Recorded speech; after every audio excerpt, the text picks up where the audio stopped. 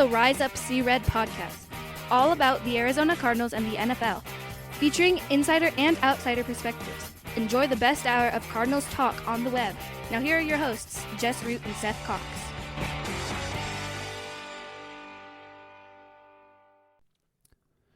Hello, Arizona Cardinals fans, and welcome to the latest edition of the Rise Up See Red podcast, the best hour of Cardinals talk on the web. I'm your host, Jess Root from CardsWire.com, the USA Today NFL Wire site covering the Arizona Cardinals. And this is one of the 14 2023 opponent previews. We are now into the NFC East as we do the final four. We started with the NFC West teams. We moved on to the last place schedule.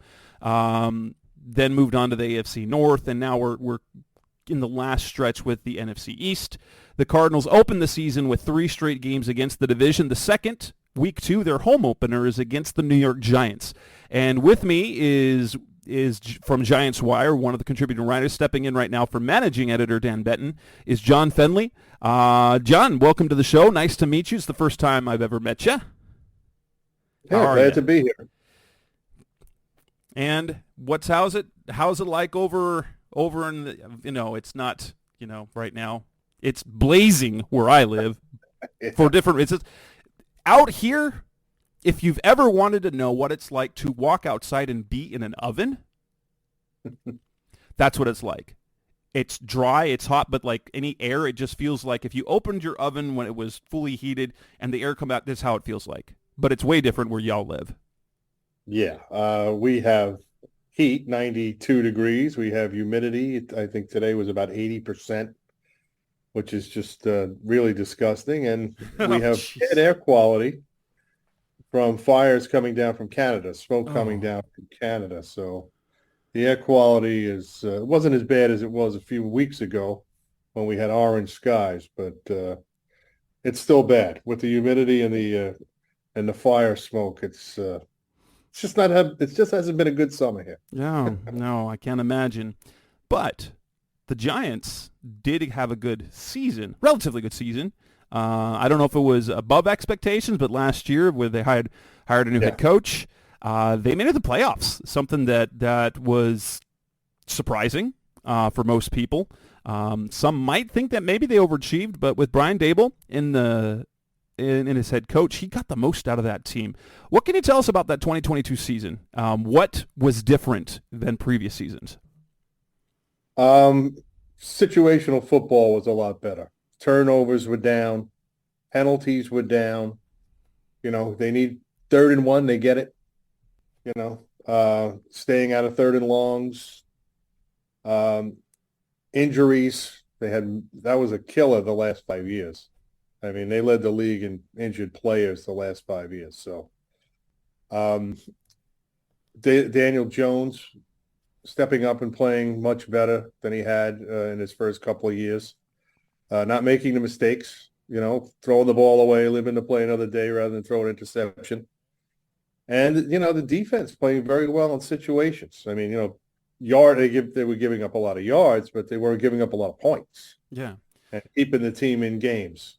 Very good red zone defense last year. So a lot of that changed. Daboll came in, put a little discipline down, got rid of the stupid football and bad habits that they had the last couple of years under Joe Judge and Pat Shurmur and Ben McAdoo. I mean, it was just a lot of disorganization there. And not only did they make the playoffs, they did win their first playoff game, knocking off the Vikings in that first round, a team that I think won 13 or 14 games, and then got the doors blown out against the eventual NFC champs, the Eagles. But they that was, I mean, they did that to a lot of teams. So the Eagles were very tough. They were a very tough out last year. Probably should have won the Super Bowl game, but didn't. And they'll be back with a different team, more powerful this year. But that's a conversation for another day. You look at how they managed to fit all those players back under the cap. I don't know how they did it, but they did it. You look at a lot of the games that they won. They won a lot of close games. So they started the season a 1-point win over the Titans, a 3-point win over the Panthers. It was 8 points. It was a 1-score win over the Bears, 5-point win over the Packers, 4-point win over the Ravens, and 23-17 6-point win over the Jaguars to start 6-1. What was it about those close games? What was going right for them? You mentioned the situational football. Was it simply they weren't making the mistakes that they were previously? Right. They weren't coughing the ball up. They weren't. In years past, they would turn the ball over in the fourth quarter once or twice to kill important drives. Then they'd give up a big play and lose the game by two scores, right? So that didn't happen last year. Wink Martindale is the new defensive coordinator, rather. He's got that bend but don't break in the fourth quarter. The Giants played very well in the red zone on defense. And the games came down to the wire, and they either scored last when they needed to, or they held the other team down. It all came down to the last 5 minutes of the game. Daniel Jones, known for most of his career, is incredibly turnover prone. How did he turn around only 5 interceptions? That's incredibly low, 1.1% interception rate. Only 6 fumbles. Right. That after years of being perhaps one of the most injury or most turnover-prone quarterbacks in the league between the fumbles and the interceptions. His numbers definitely weren't eye-popping, over 3,200 yards, 15 touchdowns. But he did add, on the ground, they were pretty well. Yes, he added the element. He was always a mobile quarterback, but he actively was part of the run game this last year. 7 touchdowns, 708 yards, and then on top of that, Saquon Barkley. But was it just the fact that they protected, because he still was sacked 44 times? What did the offensive system protect him with his decision making more, or did he just start making better decisions?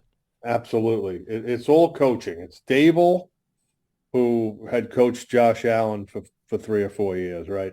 Then you had Mike Kafka, who was the offensive coordinator. He was Patrick Mahomes's quarterback coach in Kansas City for 3 or 4 years. So, you put those two minds together, you get a guy like Jones, they change his mindset, especially when it comes to turnovers, how to do the checkdowns, how to go through the progressions. He had to learn all that all over again.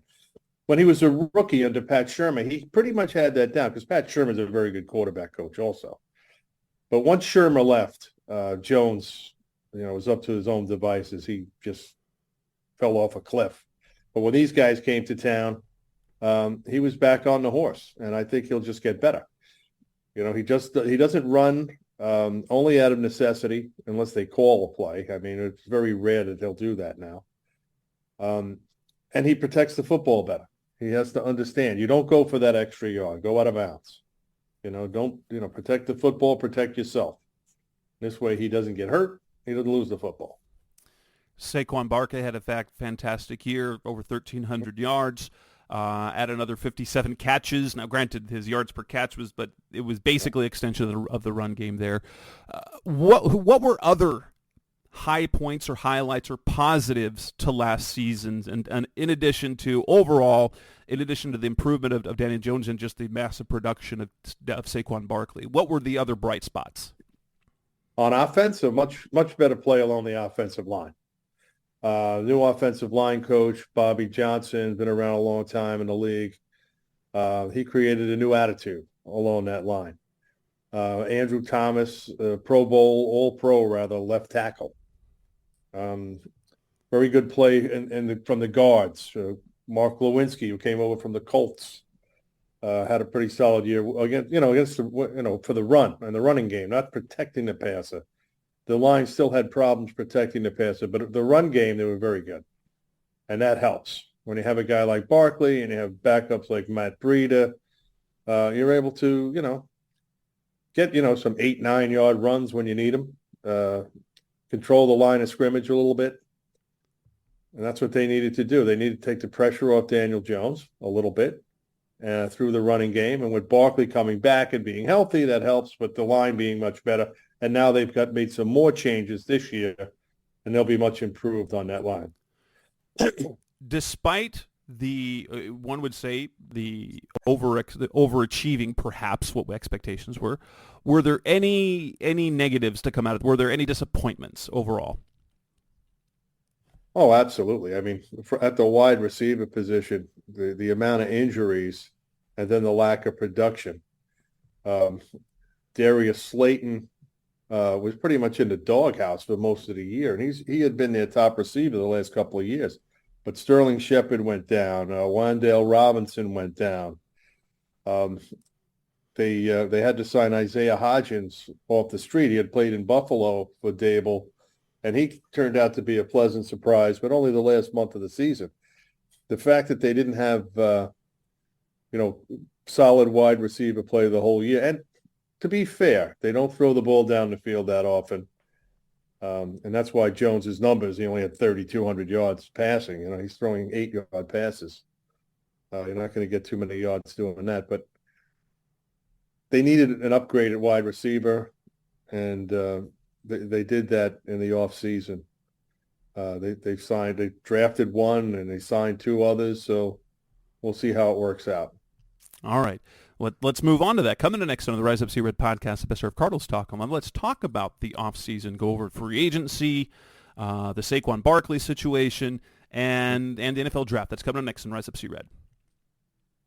We're back on the Rise Up See Red podcast, the Best of Cardinals Talk on the web. Free agency. The biggest story is that of Saquon Barkley. What has been the situation with Saquon and money? And every year we talk about how great running backs aren't appreciated, but then every time they get a big contract, they get hurt. Mm. Yeah, that happens, and the running back market kind of the bottom fell out of it in this offseason. I'm sure you guys know that. Dalvin Cook lost his job, and he still hasn't been re-signed, right?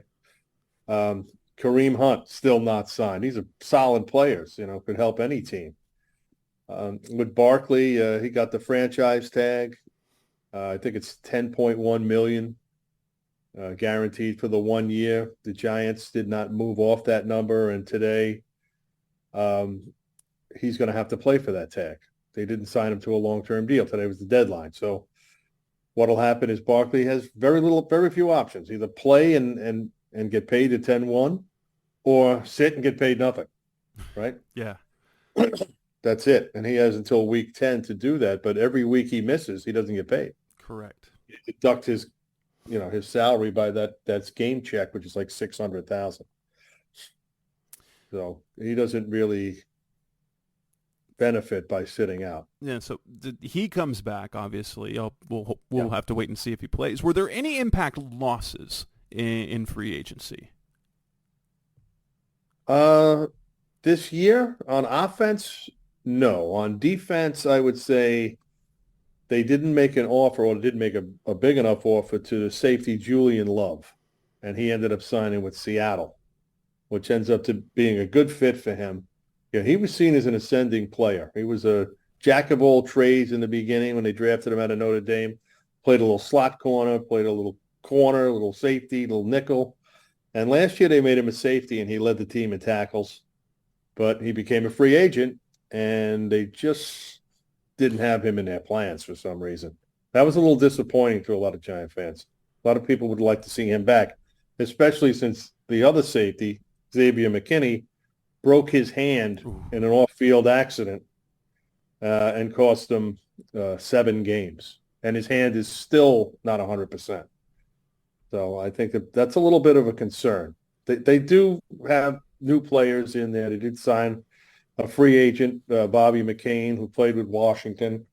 They have Dane Belton, who they drafted out of Iowa last year. And they also drafted a kid out of Houston this year, Javarius Owens, who they like a lot. So we'll see. And they like this kid they got from the Jets, Jason Pinnock, who they signed last year as a free agent. So we'll see how it works out. But Love was a proven commodity, and a lot of Giant fans wish they would have kept him. On the acquisition side of things, not a ton of moves.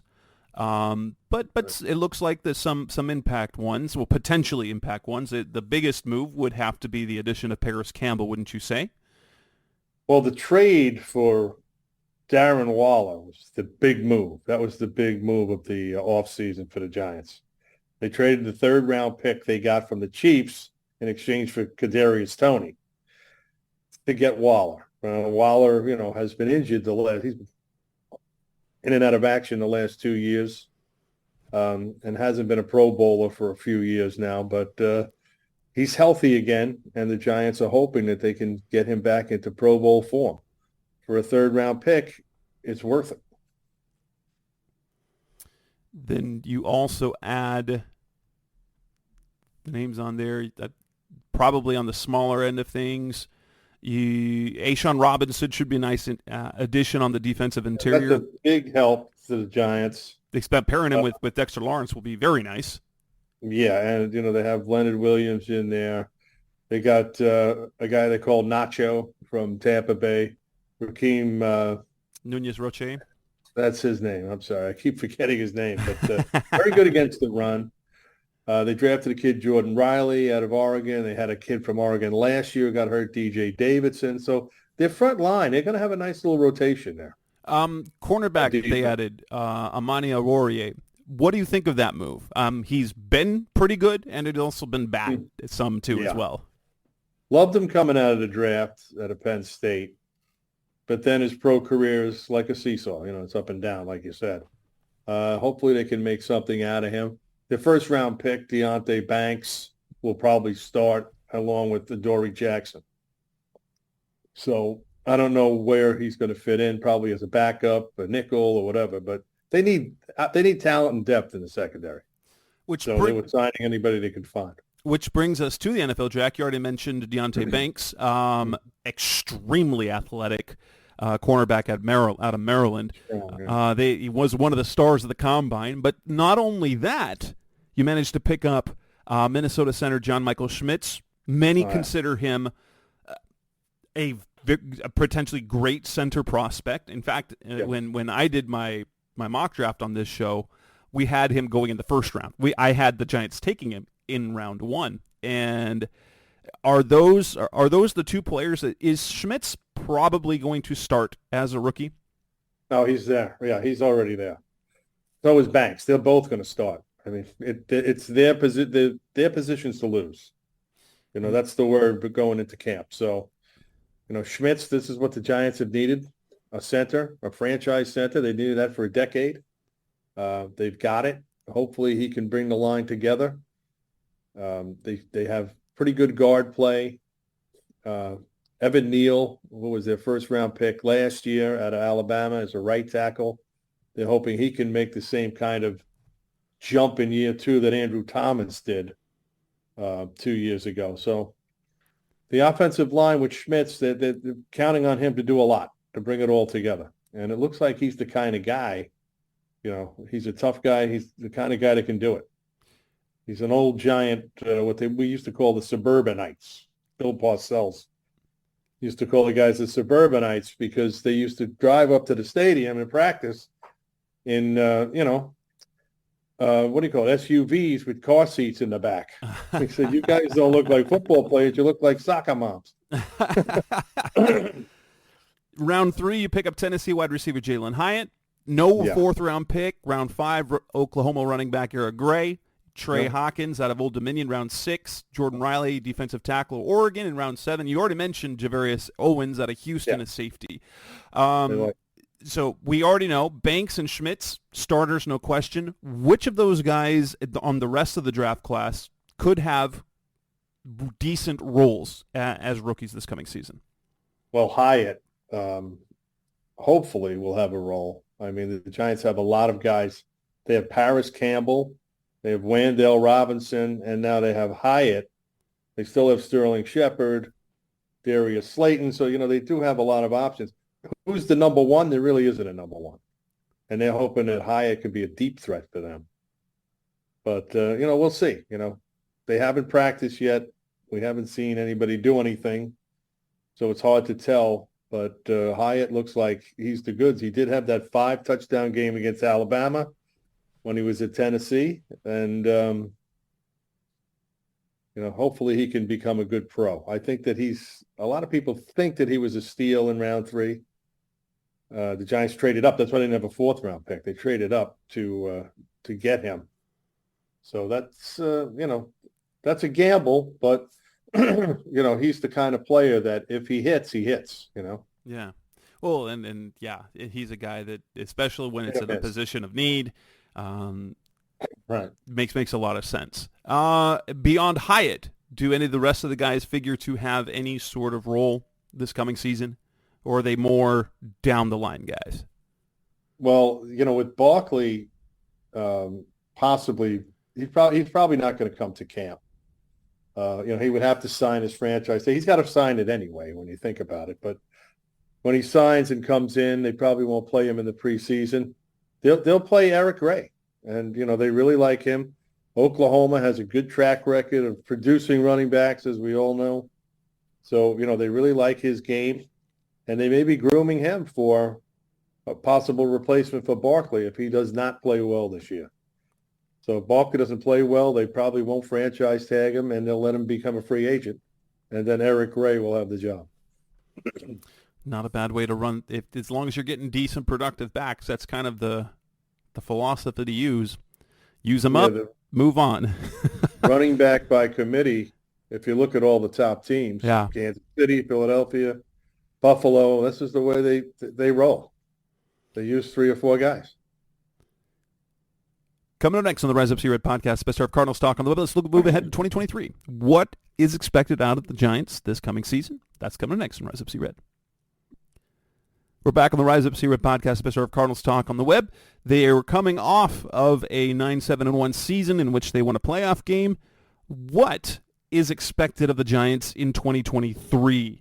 Playing in a tough NFC East, we will say that. You've got the Philadelphia Eagles still looking like champions, or looking they can compete. You've got the Cowboys, who have continued to be pretty solid teams, and then Washington, which isn't good, but is never bad. Under Ron Rivera's teams are never bad. They're always just right there, tough, and never can we get past 8 or 9 wins.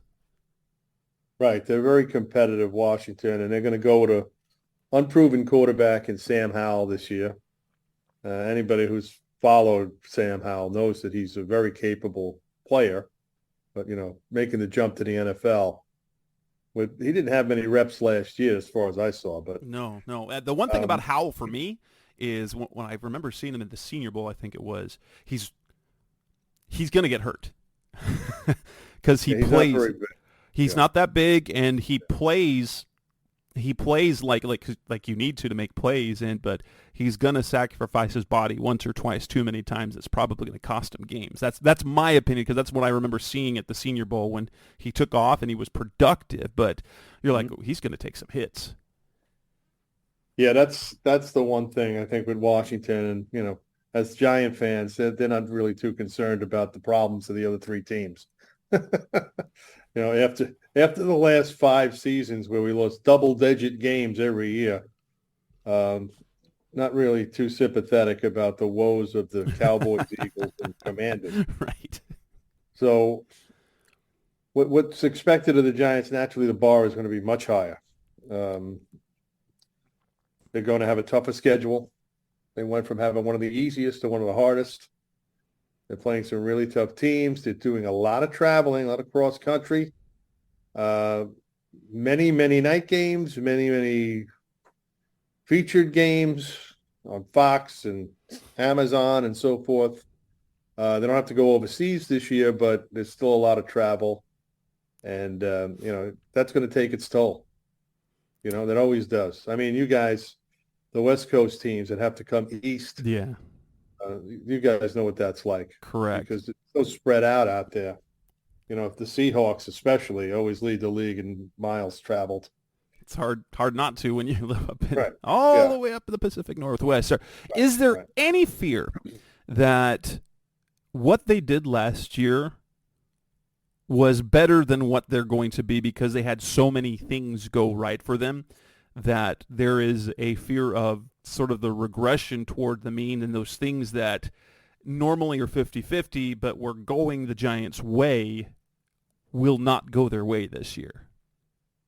Well, you can't, the football's shaped a certain way, so when it hits the ground, you don't know which way it's going to bounce. Yeah. So you can't predict that. You're gonna lose some close games. You're gonna win some close games.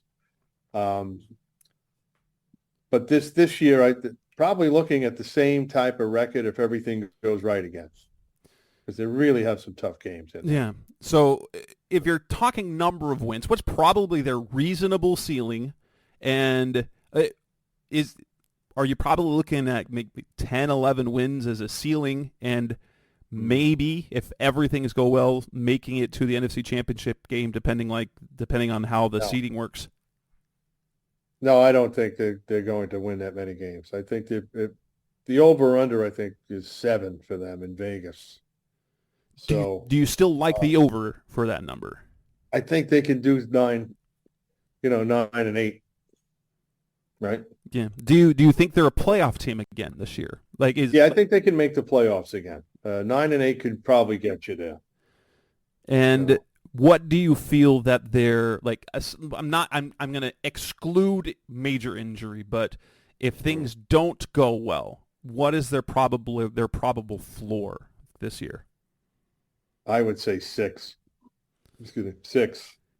So yeah, it's sort of a 6 to 10 or 11 best case. Yeah, that's the range you're looking at. Yeah, and how do Giants fans perceive the Cardinals? The Cardinals are perceived mostly as a terrible team, but as you look at that Week 2 game on the road, it is the Cardinals' home opener, so they're naturally, in terms, for me, when I do betting stuff, on the home openers, I always give a little extra juice to the home team because it's their first game at home to get the fans. I think that's week. Oh, it's week 2. Week 3 or it is September 17th. That's week 2. The Cardinals open. Week 2, you're right. Yeah. Okay, I'm sorry. The Cardinals open in Washington. Yes. Host the Giants in week 2, and then host the Cowboys in week 3. We play 3 of the 4 NFC East teams. It's like we're back in the NFC East 30 years ago. You're running the gamut. Do Giants fans expect to win? Not only expect to win against the Cardinals, expect a win, a convincing win, just expect to win, or do they feel that that's a game that will be tougher than advertised? Wow. At this point in time, I don't know if Kyler Murray is going to play. Not likely in week 2. He'd like to, but I doubt it. Okay, so who will play quarterback is the probably question. Colt McCoy. McCoy, who was here for the Giants. And he's a gamer. I mean, he can move the team. But, the Cardinals aren't seen as a team that's going to win many more games than they won last year, which I think was 4, right? Yeah, they won 4. The projected win total is 4.5. So I don't know if this will be one of them, especially if they don't have strong quarterback play. They're not going to win. The Giants will win that game. Good quarterbacks will beat the Giants. But, because they can figure Colt McCoy is a nice quarterback, but we know he's not a good quarterback. He's good enough. Giants have issues with guys like Hurts and Prescott, and, Matthew Stafford and guys like that. Kirk Cousins they could beat. We've seen that. But, that's, Kirk Cousins is Kirk Cousins. So. Kirk Cousins, it's amazing watching Kirk Cousins play. You look at his numbers like, he's got to be good, right? Then you watch him play, and you're like, wait, is he good? I can't tell. Yeah, he just doesn't make the play when he needs to make it, seems, right? Yeah. Well, but, the Cardinals, getting back to them, they seem to be like a mess right now. They're moving in the right direction. They had a decent draft from what I could see. They still have some good players on their roster on the defensive side, mainly, right? They've got very good safeties, and then everyone in front of them is mid at best. Basically, there's some potential. Yeah. There's a little potential there, but in terms of proven production, Budda Baker, Jalen Thompson, that's it on defense. The defensive line, their best defensive lineman, their most proven defensive lineman is Carlos Watkins, a guy that if you know who he is, congrats. He's not a household name by any means. He's a journeyman at best. On offenses where they have talent, and once Kyler comes back, the offense can probably carry the team a little bit. James Conner running back, you've got Hollywood Brown, you've got Zach Ertz at tight end. The offensive line is improved, but when Colt McCoy's playing, they have to be on schedule, and they can't fall behind because that Colt can't do that. Yeah. Well, that's the big question. If even if Murray can play, I mean, and Murray has been erratic. You know that more than I do. If you play fantasy football, you play Murray, it's boom or bust. And it's been a lot of bust. This last year, indeed, it definitely was. All right, John. John Fennely from Giants Wire, one of our sister sites on the NFL Wire, filling in for Dan Benton these days. John, aside from the site there, is there any other content that you have out there, social media ways that are my listeners, if they're looking for Giants content, can find you? Oh, yeah. My Twitter handle is at John Fennely, but it says Fennely on football. I have a newsletter, a betting newsletter I send out during the season only. Betting and fantasy, which my picks do very well. I just want to let people know that. Probably better than a lot of these so-called expert touts that you see. I've been doing this a long time. I've been watching the NFL since, I guess, the first Super Bowl. Wow. So I've seen every Super Bowl. There was a stretch during Super Bowls where I won 22 in a row. Ooh. With the spread. And I was pretty hot there for a while. And last year I did very well. So I'll put it to you this way. I don't really work for a living anymore because I can win in fantasy and betting NFL. Summers I take off. That's not a bad gig. I don't have a day job. Nice job to let everybody know that. So for you degenerates out there listening to my show, you get what Seth and I talk about. Fennely on football. It might be a follow that you want to make. Find him on Twitter. Sign up for his newsletter. John, appreciate the time. Thank you so much. That'll wrap up this edition of the Rise Up C-Red podcast, the best hour of Cardinals talk on the web.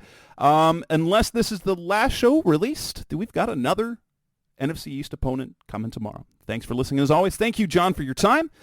We'll talk again. Thanks for listening, everyone. Okay. Thanks for listening to the latest edition of the Rise Up C-Red podcast. Listen to previous episodes and subscribe to the show on Apple Podcasts, Stitcher Radio, Audioboom, or many other podcast platforms so shows are delivered directly to your mobile device. Please give the show a 5-star rating and always support the sponsors who support the show. We'll be back soon for the best hour of Cardinals talk on the web. Rise up, Red Sea, be Red, Sea Red, and of course, Rise up, Sea Red.